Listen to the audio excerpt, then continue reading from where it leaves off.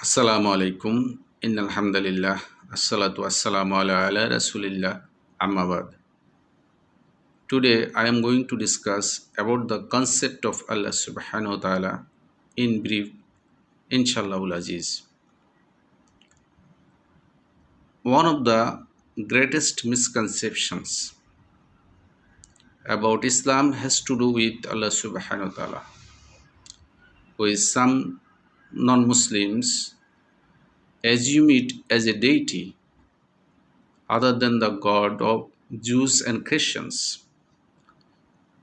In Arabic language, Allah is a proper name applicable to only one God, true God, who created and sustains the heavens and earth. It is the same name that all Arabic speaking people, regardless of their religion, use this name for the Supreme Being. In English, the difference between God, here God starts with capital G, G-O-D, meaning one true God, and God, here God starts with a small letter G, G-O-D, meaning any false God, is a capital G. In Arabic language,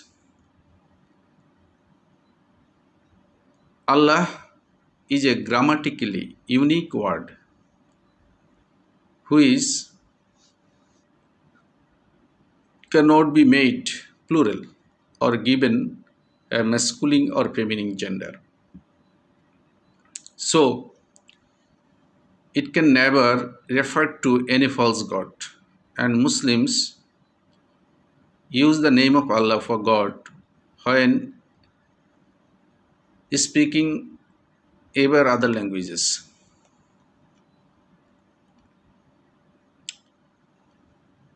While Muslims, Christians, Jews, and some others believe in the same God, but their concepts of Him differ significantly. Muslims believe in Allah, who is one, eternal, unique, absolute, and perfect God, who is the creator and sustainer of all that exists. Muslims acknowledge that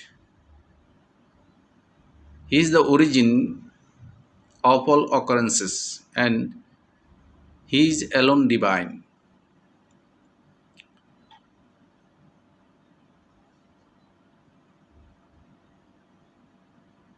His perfect attributes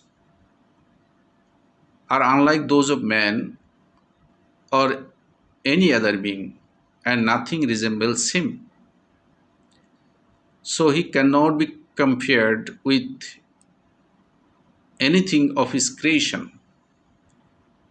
He is no way a part of His creation, and nor is any of it a part of Him.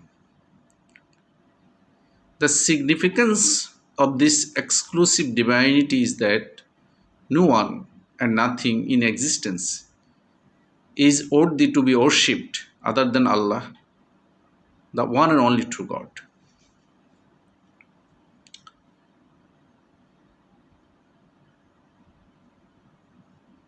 Look, if we use S with God, it becomes gods. It means there is more than one God. So in Islam, there is not more than one Allah. Again, if we use des with God, it becomes goddess, which means female god. There is no male or female Allah in Islam. Again, if we prefix tin before the word God, it becomes tin God, which means fake God. So there is no fake Allah in Islam. This is the basic difference between God and Allah.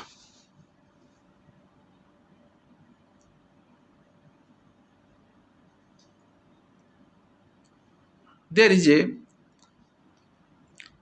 concise definition of Allah Subhanatala in Surah Ikhlas,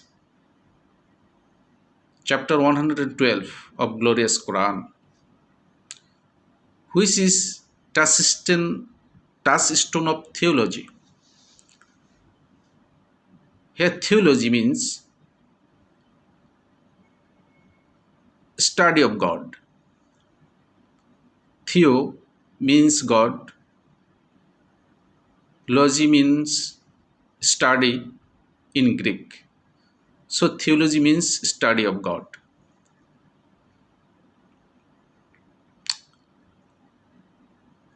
The 4 verses or lines of Surah Ikhlas, chapter 112, define Allah Subhanahu wa Ta'ala shortly.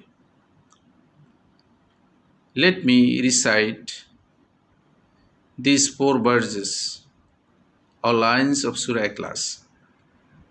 A'udhu billahi minash shaitanir rajim. Bismillahir rahmanir rahim. Verse number 1. Kul huwallahu ahad. Say, He is Allah, the one and only. Verse number 2. Allahu Samad. Allah is eternal and absolute.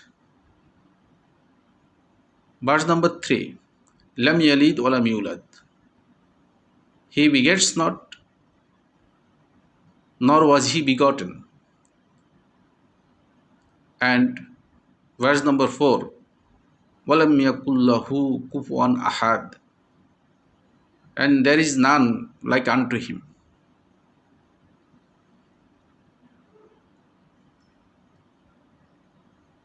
These 4 verses define Allah Subhanahu wa Ta'ala concisely. This surah is also called touchstone of theology.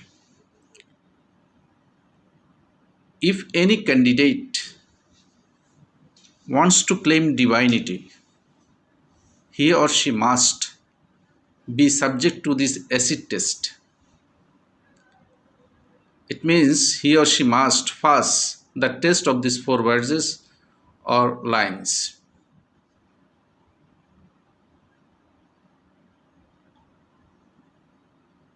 Otherwise, he or she can't claim divinity.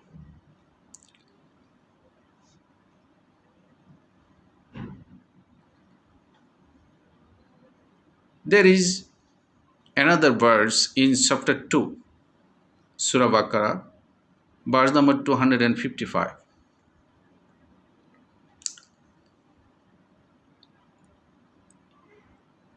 It is also a definition of Allah Subhanahu wa Ta'ala.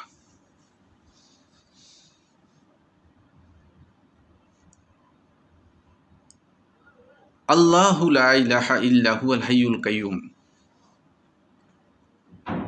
None has the right to be worshipped but He,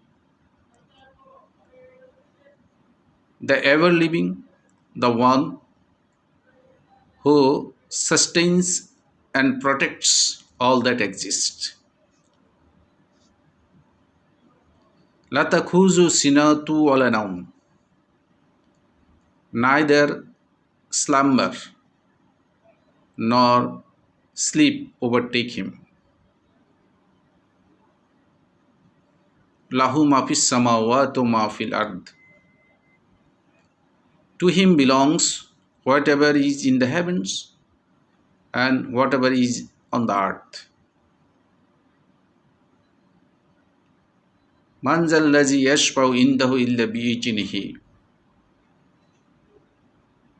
Who is he that can intercede him except with his permission? Ya'lamu ma bayna aydihim wa khalfahum. He knows what happens to them, his creature, in this world, and what will happen to them in the hereafter.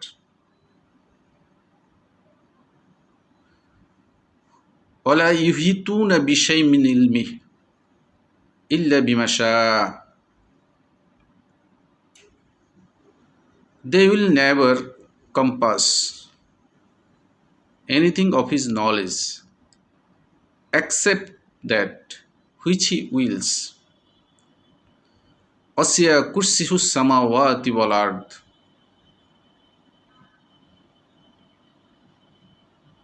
His kursi extends over the heavens and earth.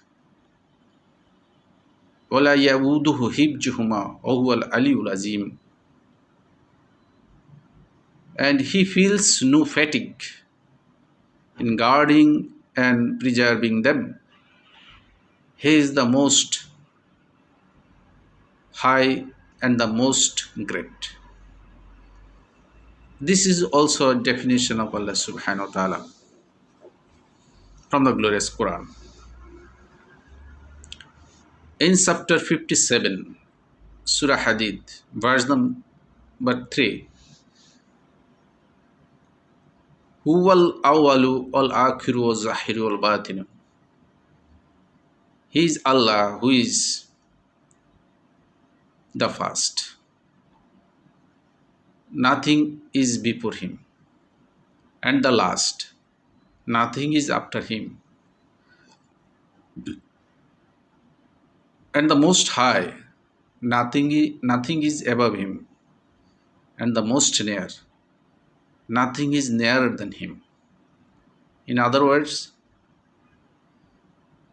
Allah is the last.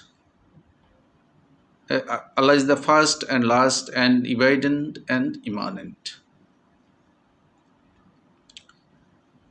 In chapter 6, Surah Al-An'am, verse 14, Allah Subhanatala is Huwa yut'imu wala yut'amu. Allah is He who feeds but is not fed. In Surah Buruj, number 85, verse number 16,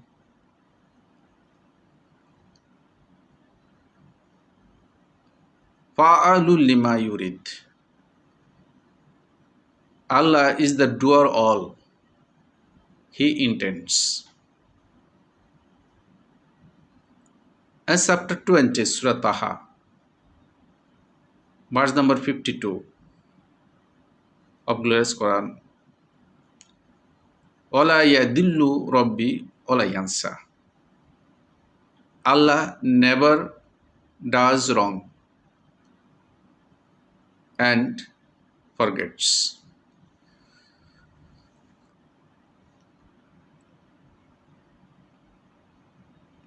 By reciting of those verses from the glorious Quran,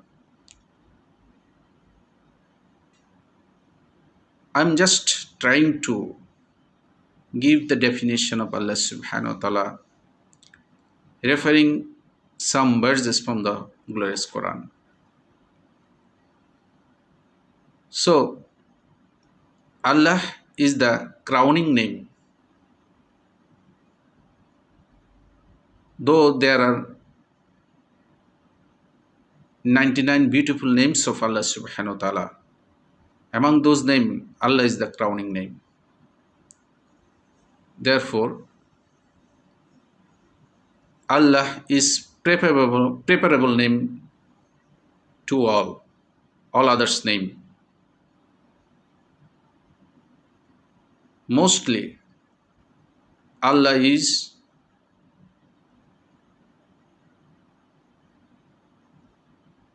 very much acceptable name than God. Because Allah, this name or this word can't be made plural, can't be made masculine, can't be made feminine. So it's a unique name. Unique name, absolute name, eternal name. So this is all about Allah Subhanahu wa Ta'ala in brief. Allah Hafiz.